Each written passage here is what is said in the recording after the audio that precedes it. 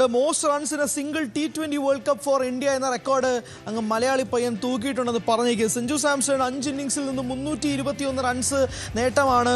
Virat കോഹ്ലിയെ record മറികടന്നുകൊണ്ടാണ്. Virat Kohli 6 ഇന്നിംഗ്സുകൾ കൊണ്ട് 319 runs എന്ന റെക്കോർഡാണ് സഞ്ജു സാംസൺ അടിച്ച് നിലംപരിശാക്കിയിരിക്കുന്നത്. വിരാട് കോഹ്ലിയുടെ റെക്കോർഡ് സഞ്ജു സാംസൺ തിരുത്തി കുറിക്കുന്നു. Most runs in A single T20 world cup for India എന്നത് സഞ്ജു സാംസന്റെ പേരുകളിലിരിക്കുന്നു. ഓർക്കുക, വെറും 5 ഇന്നിംഗ്സുകൾ മാത്രമാണ്.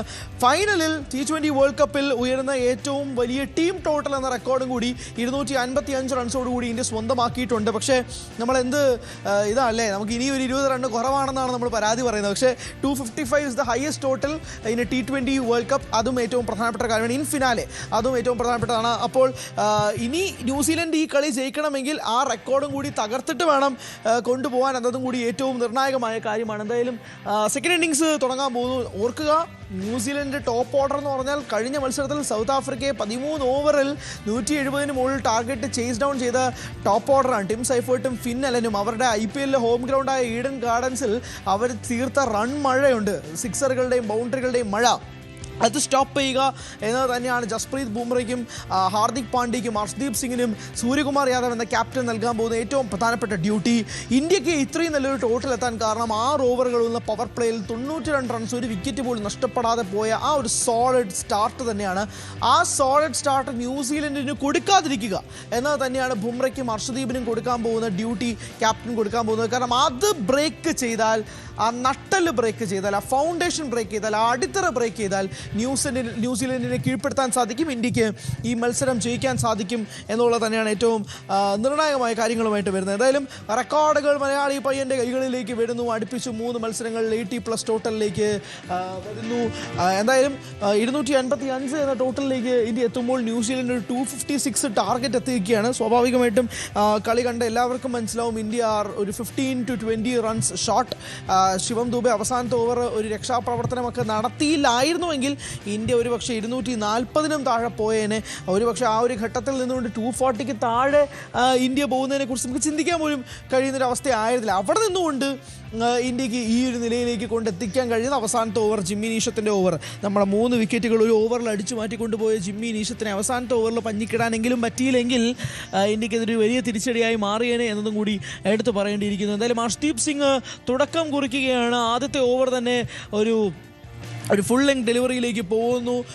ഷോർട്ട് ലോങ് ഓഫിലേക്ക് പന്ത് അടിക്കുകയാണ്. എന്തായാലും ടിം സൈഫേർട്ടും ഫിൻ അലനുമാണ് ഓപ്പണിംഗ് കോമ്പിനേഷനിലായിട്ട് ഇറങ്ങിയിരിക്കുന്നത്. ആദ്യത്തെ 6 ഓവറിനുള്ളിൽ ഈ ഓപ്പണിംഗ് പാർട്ട്ണർഷിപ്പ് ബ്രേക്ക് ചെയ്യുക എന്നത് തന്നെയാണ് ഇന്ത്യക്ക് മുന്നിലുള്ള ഏറ്റവും പ്രധാനപ്പെട്ട വെല്ലുവിളിയായിട്ടും കണക്കാക്കപ്പെടേണ്ടത്.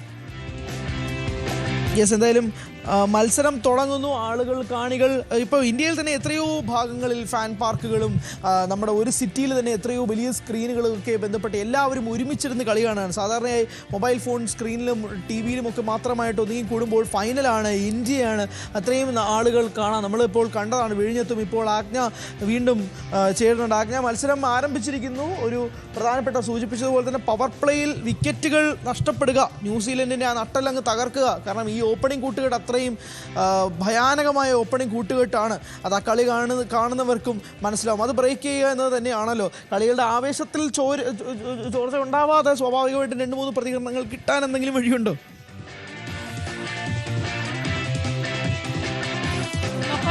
ഹരി, കാരണം മിച്ചൽ സാന്ററുടെ തീരുമാനം തെറ്റായി പോയോ എന്നുള്ള കാര്യം കൂടിയാണ് നമുക്കിനിയും കണ്ടറിയേണ്ടത്. എന്തായാലും നമ്മളിപ്പോൾ പറയുന്നത് പോലെ 20 റൺസിൻ്റെ ഒരു കുറവ് നമുക്കുണ്ടെന്ന് നമ്മൾ പരാതി പറയുമ്പോഴും അത് അയാളുടെ തീരുമാനം, കിവീസ് ക്യാപ്റ്റൻ്റെ തീരുമാനം ശരിയായിരുന്നോ എന്നുള്ള കാര്യത്തിലേക്കാണ് നമുക്ക് കൂടുതൽ അറിയേണ്ടത്. ചേട്ടാ, എങ്ങനെ എന്ന് പറയുന്നു ചേട്ടാ?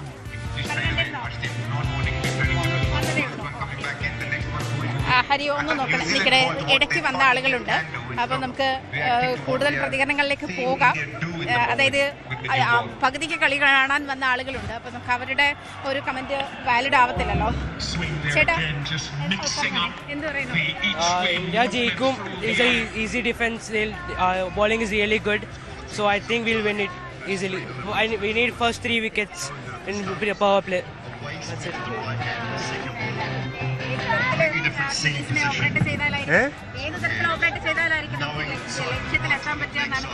അങ്ങനെ ചോദിച്ചത് ഇവനാണ് ഇതിന്റെ പ്രോ, ഇവനോട് ചോദിക്കുന്നതായിരിക്കും ഏറ്റവും നല്ലതല്ല അതിനെ പറ്റി. How should India operate? Like they should go with full pace for the first 2 overs. കൂടുതൽ വാർത്തകൾക്ക് news 18 Keralam YouTube channel subscribe ചെയ്യുക.